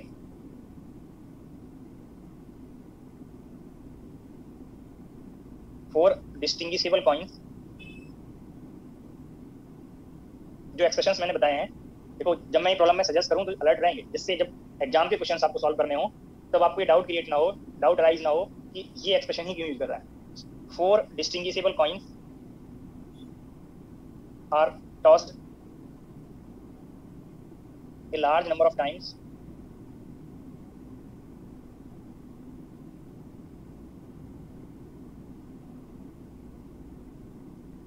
find the number of macrostates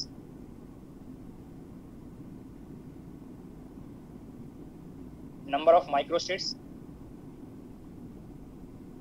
total number of microstates word भी यूज कर सकते हैं, total number of microstates, the number of microstates for each macrostate,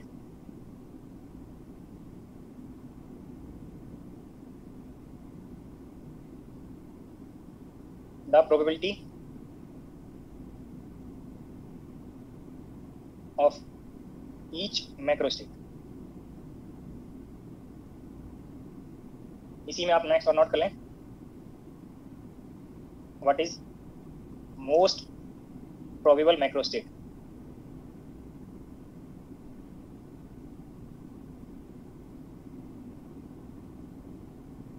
and corresponding probability.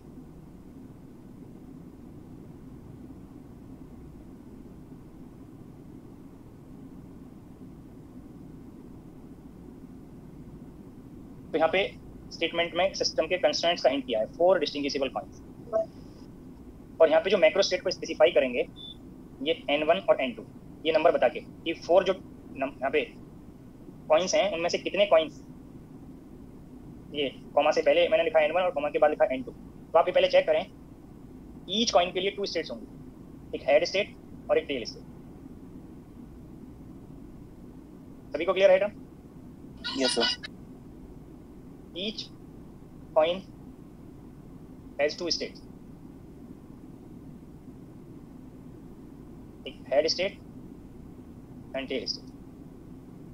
तो ये सिंगल पार्टिकल स्टेट्स हैं, head और tell.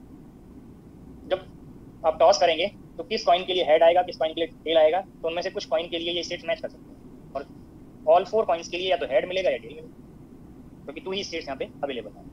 तो दीज सिंगल पार्टिकल स्टेट्स में किन कॉइन को डिस्ट्रीब्यूट करना है, उससे आपको मैक्रोस्टेट्स, कितने कॉइन्स हेड के लिए जाएंगे, कितने कॉइन टेल के लिए, तो वो मैक्रोस्टेट को आप रिप्रेजेंट करेंगे। n1 represents number of coins that have head up, जिनके लिए हेड अप आएगा, जिनके लिए हेड अप होगा उनका टेल डाउन जाएगा, क्योंकि जब कॉइन आपका अर्थ सरफेस पे लाई करेगा तो आपको सिर्फ एक ही स्टेट ऑब्जर्व होगा जो अप आएगा, तो आपके लिए आपको मैंने सजेस्ट कर दिया the number of coins that have tail up. तो यहाँ पे मैक्रो स्टेट जो हम रिप्रेजेंट करेंगे, मैक्रो स्टेट ये ब्रैकेट से कि कितने कॉइन्स का हेड अप है और कितने कॉइन का टेल अप है, तो ये मैक्रो स्टेट में आपको पता चल जाएगा। जो कॉमा से पहले नंबर होगा कि वो कितने कॉइन के लिए हेड अप है और कितने कॉइन के लिए टेल अप है, वो सेकंड नंबर बताएगा, कॉमा के राइट वाला नंबर बताएगा। तो ये मैक्रो स्टेट आपको सजेस्ट करें। तो कितनी स्टेट्स होंगी, कैसे डिस्ट्रीब्यूट करना है, उसके लिए मैं यहाँ पे टेबल हिंट कर रहा हूँ। मोस्ट ऑफ द इन्फॉर्मेशन वो टेबल से ही आपको पता चल जाएगा, जो यहाँ पे क्वेश्चन में पूछा है।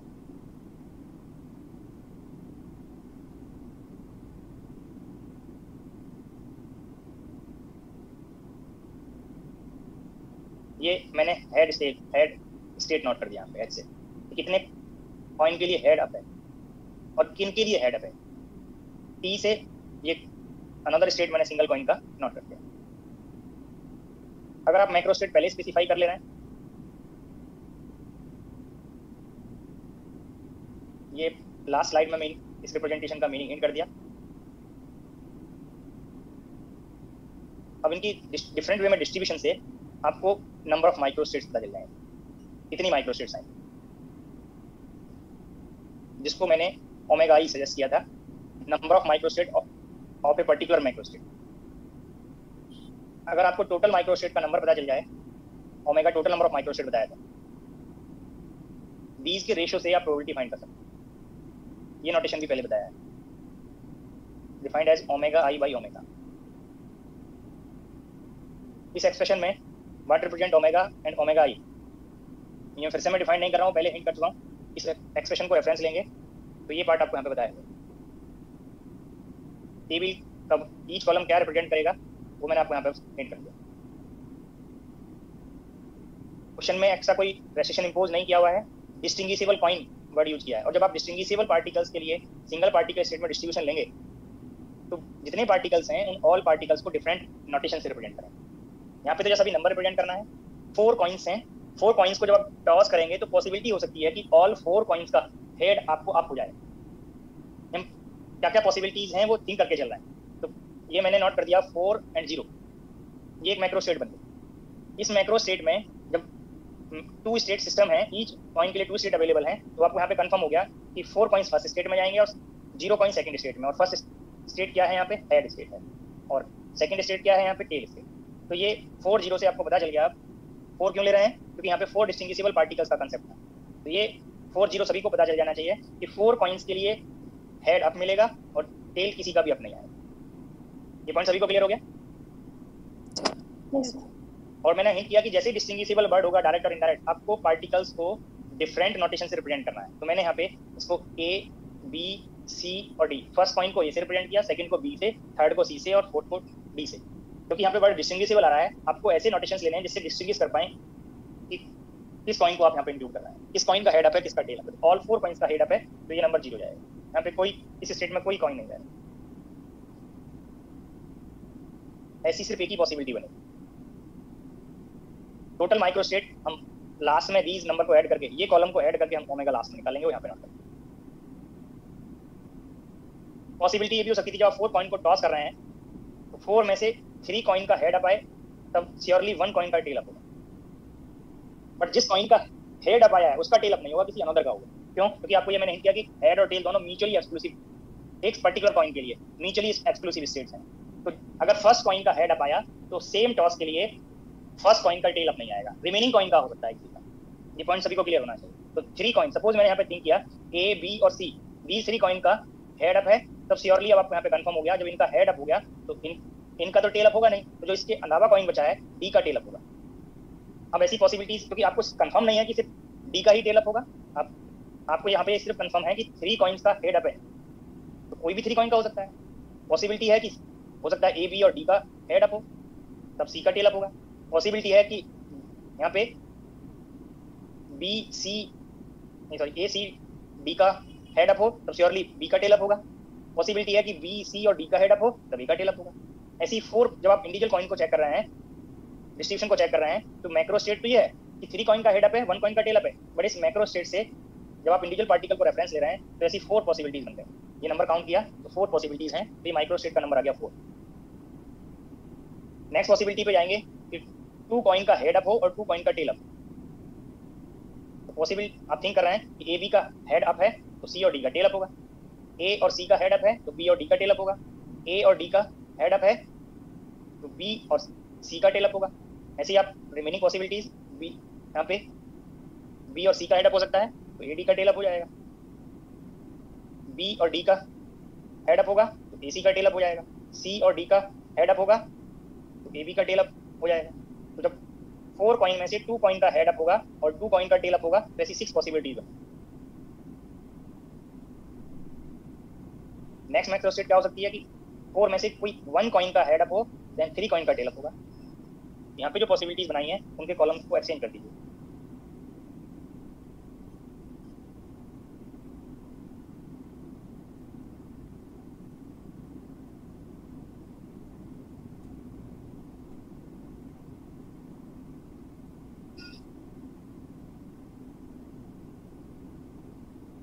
ऐसी फिर से 4 पॉसिबिलिटीज मिल गई।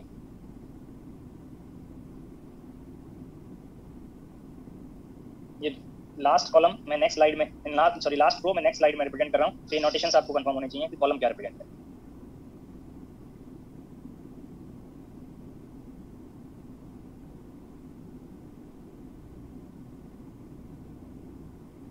ऑल कॉइन का टेल अप हो जाए। C1 माइक्रो स्टेट है। अब आप यहाँ पे ये जो ओमेगा आई है, ये जो नंबर आपको यहाँ पे फाइंड किया है, सबको अगर आप सम कर देंगे तो आप कंपेयर करें, ये 5 और ये 10, 15 और 1 यहाँ पे, इसको ऐड किया तो ये 16 बन गया।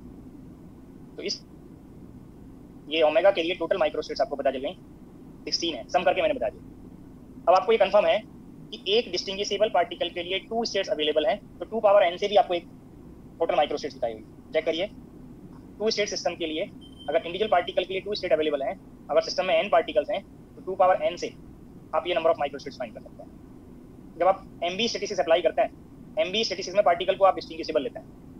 तो आप चेक करिए, एक पार्टिकल को 2 स्टेट्स अवेलेबल हैं और these 2 स्टेट्स में ही पार्टिकल को आपको डिस्ट्रीब्यूट करना है, और डिस्ट्रीब्यूट करने के लिए 4 पार्टिकल्स अवेलेबल हैं। तो 2 पावर 4 से आप चेक कर सकते हैं।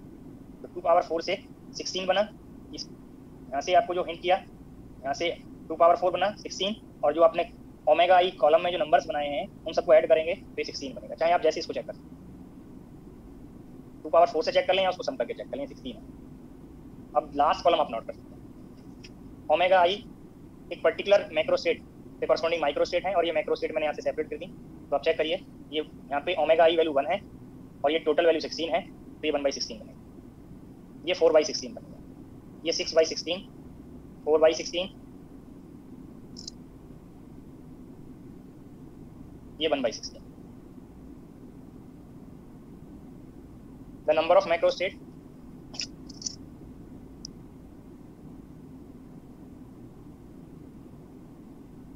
जो फर्स्ट कॉलम है वहाँ पे कितनी रोज हैं वो आप चेक कर लीजिए, वो मैक्रोस्टेट्स बताएंगे।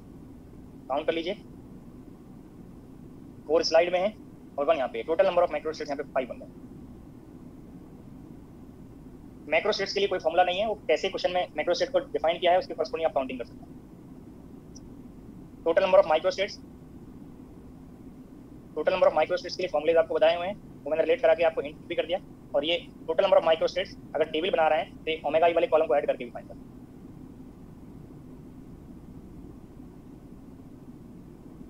प्रॉब्लम में नंबर ऑफ माइक्रोस्टेट पूछा था, वो फाइंड हो गए।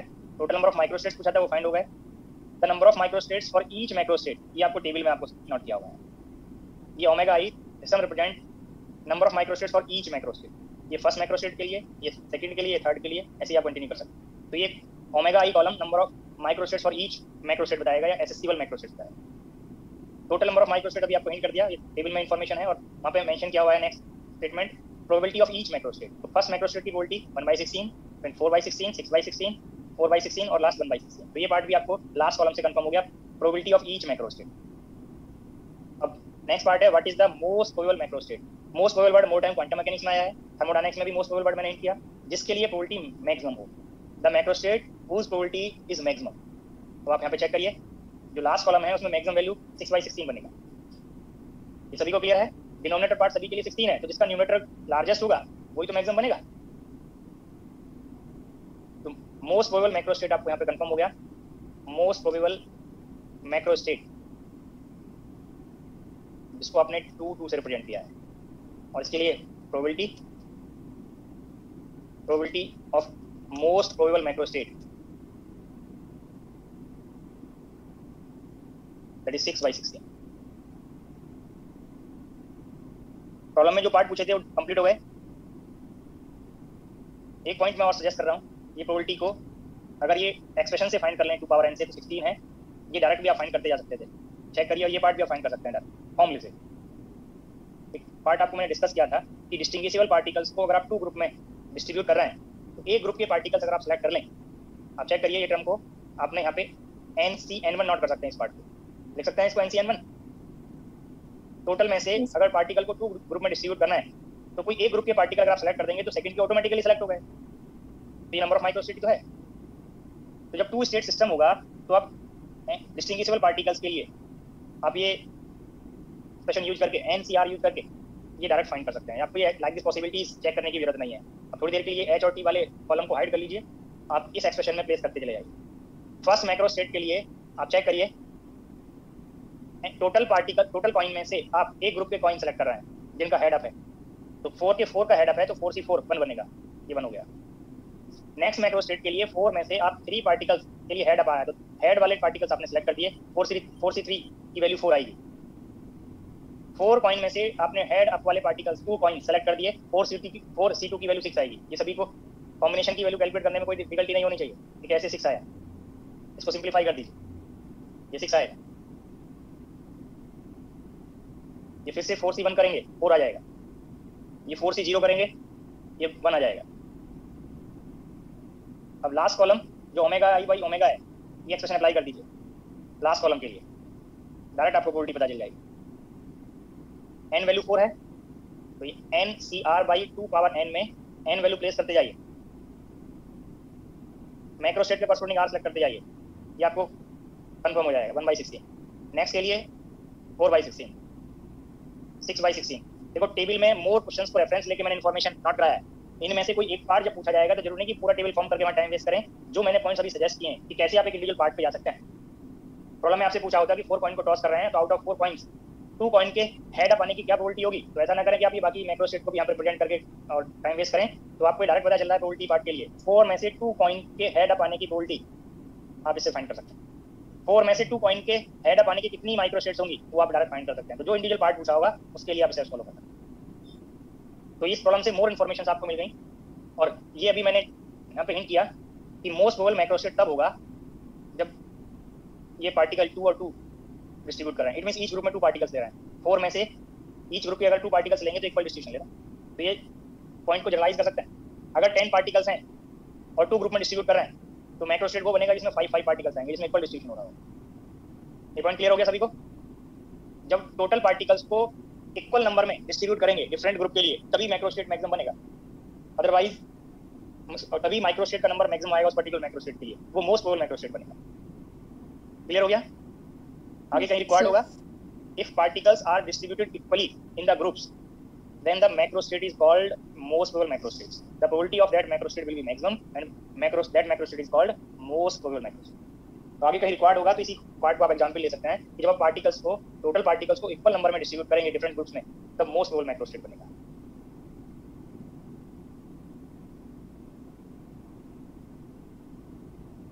नेक्स्ट प्रॉब्लम नोट करेंगे।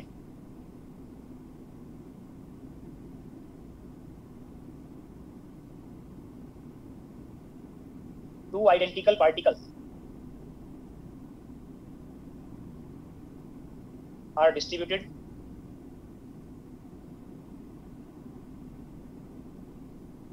in 2 single particle states or in single particle states having energy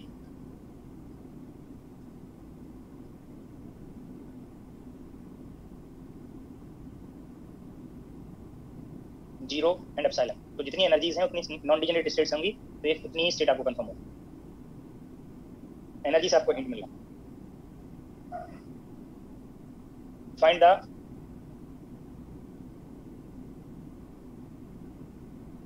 number of macro states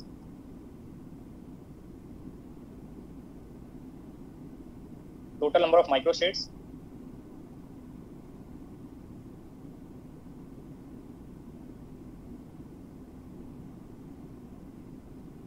the number of microstates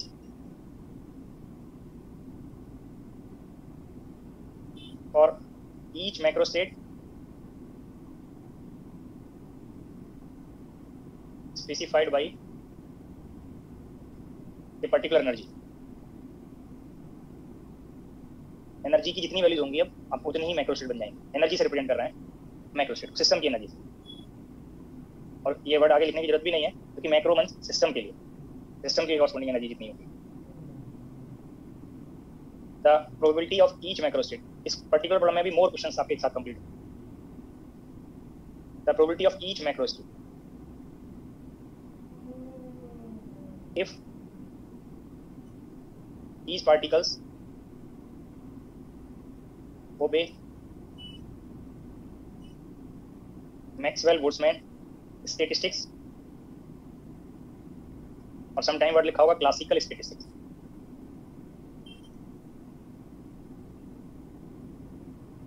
next Bose-Einstein statistics और फर्मी-ड्राक स्टैटिस्टिक्स।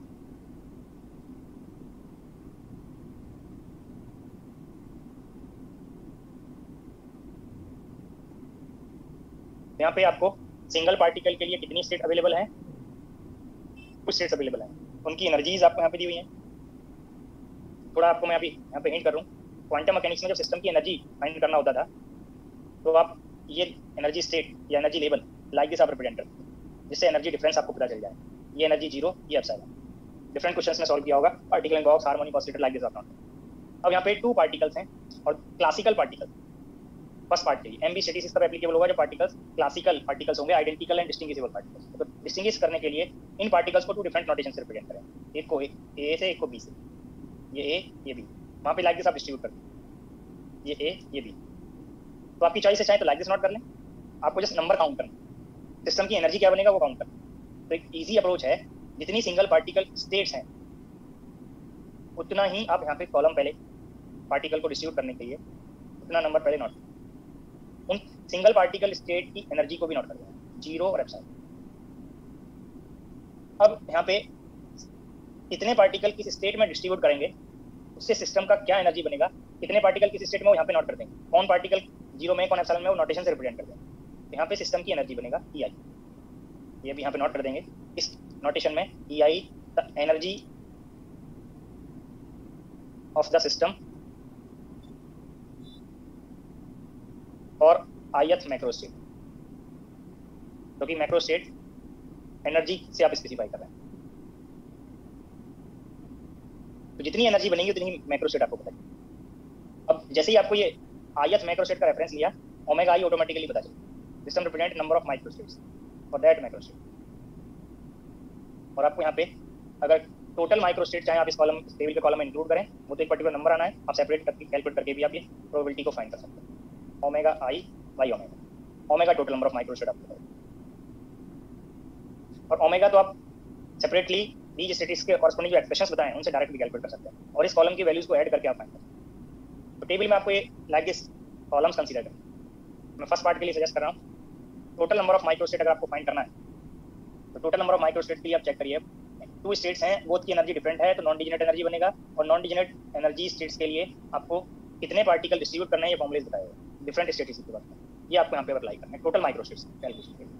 तो ये फॉर्मुले नोट कराएं आप, इस स्लाइड को रेफरेंस लेके अपने नोटबुक में सर्च करके ये फॉर्मुलेज आप नोट करते जाएंगे। GI पावर NI आपको अप्लाई करना है, 2 स्टेट्स हैं, 2 पार्टिकल्स हैं, तो ये वैल्यू 4 है, तो total number of micro states वो 4 आ गया। डिस्टिंग्विशेबल पार्टिकल्स हैं तो AB मैंने नोटेशन ले लिए, बोथ पार्टिकल 0 स्टेट में है तब एप्सिलॉन स्टेट अनऑक्यूपाइड रहेगा, एनर्जी सिस्टम का 0 बने। इस 0 एनर्जी की एक ही पॉसिबिलिटी, ये 1/4 बने। 2 पार्टिकल में से 1 पार्टिकल 0 में है, 1 पार्टिकल एप्सिलॉन में है, बट इसको एक्सचेंज करेंगे, आइडेंटिकल पार्टिकल है, एनर्जी अनचेंज रहेगी। एक पार्टिकल 0 में है, एक पार्टिकल एप्सिलॉन में है, सिस्टम की एनर्जी एप्सिलॉन बनेगा, और इस सेम एनर्जी की ये 2 पॉसिबिलिटीज हैं, तो माइक्रो स्टेट 2 होगा। Next possibility, both particle epsilon में, इसके अलावा और कोई पॉसिबिलिटी नहीं। जब मैंने वेव फंक्शन काउंट करना बताया था तो ये एग्जांपल मैंने लिया, वहाँ एप्सिलॉन 1 एप्सिलॉन 2 थे, बट आप चेक करिए यहाँ पे मुझे जस्ट नंबर चाहिए, एनर्जी आप लाइक कितने पार्टिकल किस स्टेट में है और 1 पार्टिकल का क्या कंडीशन है, सिस्टम की एनर्जी एडिटिव आएगा, वो आप चेक कर सकते हैं। ऐसी 1 माइक्रो स्टेट, तो ये 2/4 और ये 1/4। मैक्रो स्टेट कितनी है, जितनी वैल्यूज एनर्जी की हैं, 3 एनर्जीज हैं। इस पर्टिकुलर प्रॉब्लम के लिए अब आपको कंफर्म हो गया, ये नोटेशन को मैंने यहाँ पे सजेस्ट किया, the number of macro state, जितनी एनर्जी की डिफरेंट वैल्यूज हैं, तो 3 एनर्जीज हैं, 3 macro state. Total number of micro states, ये नंबर को ऐड कर दें या GI पावर NI से आप फाइंड कर सकते हैं।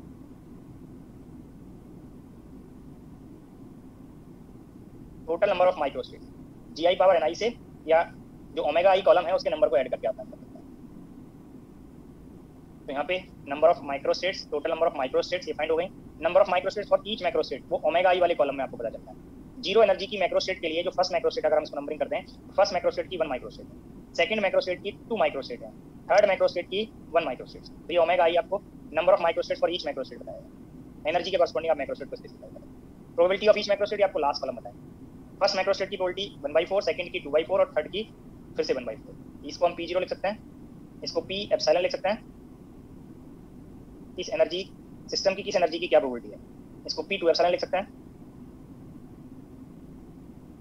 तो ये पॉइंट सभी को क्लियर हो गए, प्रॉब्लम कंप्लीट हो गया फर्स्ट पार्ट के लिए। जो ऑल पार्ट यहाँ पे पूछे हैं, इसमें ऑल इंडिविजुअल स्टैटिस्टिक्स के लिए जो सेट्स पूछे थे वो आपको कंफर्म हो गए फर्स्ट पार्ट के लिए। ये फर्स्ट पार्ट क्लियर हो गया सभी को? बाकी जो 2 पार्ट्स हैं वो ट्राई करके लाएंगे, नेक्स्ट लेक्चर में डिस्कस करेंगे। मैं स्लाइड शो कर देता हूँ।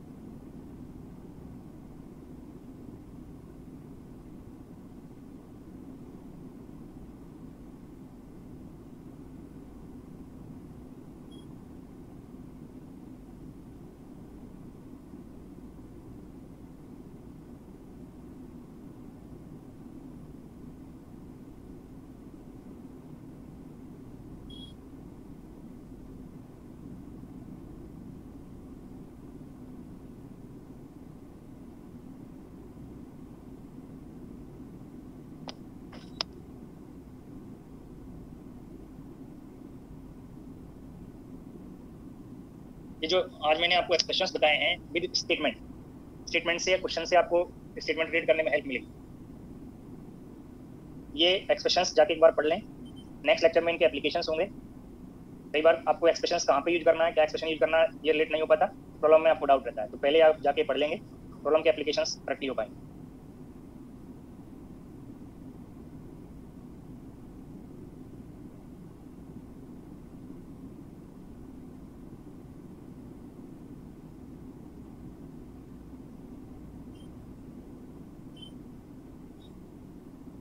किसी को कोई डाउट है तो पूछ सकते हैं।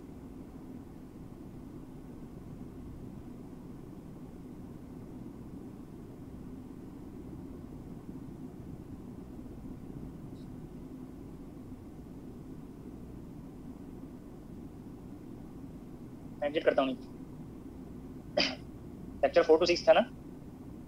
Yes, sir.